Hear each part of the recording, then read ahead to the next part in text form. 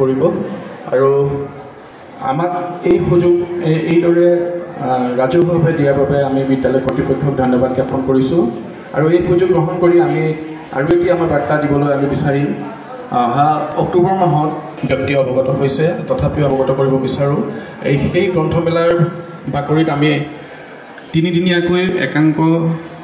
নাট প্ৰতিযোগিতা অনুষ্ঠিত কৰিম তাৰ সমান্তৰালকৈ বিদ্যালয় মহাবিদ্যালয়সমূহৰ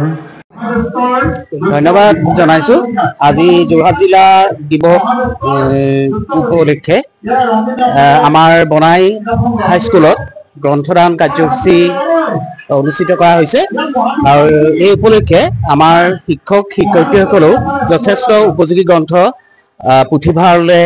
প্ৰদান কৰিছে ইয়াৰ উপৰি ছাত্ৰ ছাত্ৰীসকলেও এই ক্ষেত্ৰত সহযোগিতা আগবঢ়াইছে আৰু আটাইতকৈ ভাল লগা কথা হ'ল আজিৰ দিনটোত আমাৰ টিয়কৰ এটা সাংবাদিক সংস্থাই টিয়ক ফৰামে আমাক ইয়াত আহি পেলাই গ্ৰন্থদান কাৰ্যসূচীত অংশগ্ৰহণ কৰি একোটাকৈ কিতাপৰ টোপোলা আগবঢ়াইছে মই এই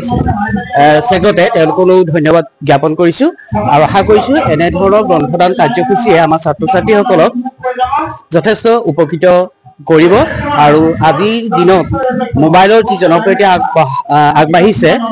সেই সময়ত এনে গ্ৰন্থদান কাৰ্যসূচীয়ে নিশ্চিতভাৱে আমাৰ ছাত্ৰ ছাত্ৰীসকলক যথেষ্ট উপকৃত কৰিব আৰু তেওঁলোকে গ্ৰন্থ পঢ়াৰ প্ৰতি তেওঁলোকৰ ধাউতি বাঢ়িব বুলি মই আশা কৰিছোঁ ধন্যবাদ নমস্কাৰ মোৰ নাম শ্ৰী অৰ্পিতা বৰদলৈ মই নৱম শ্ৰেণীৰ ছাত্ৰী আজি যোৰহাট জিলা দিৱসৰ উপলক্ষে আমাৰ বিদ্যালয়ত গ্ৰন্থদান উৎসৱ পালন কৰা হৈছে বিভিন্ন ছাত্ৰ ছাত্ৰীসকলৰ লগতে শিক্ষাগুৰুসকলেও বিদ্যালয়ত গ্ৰন্থদান দি আমাক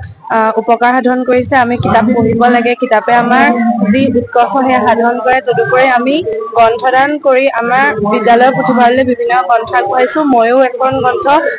বিশ্ববৰেণ্য পণ্ডিত ডক্টৰ সৰ্বপল্লী ৰাধাকৃষ্ণনৰ ওপৰত এখন গ্ৰন্থ আগবঢ়াইছোঁ ধন্যবাদ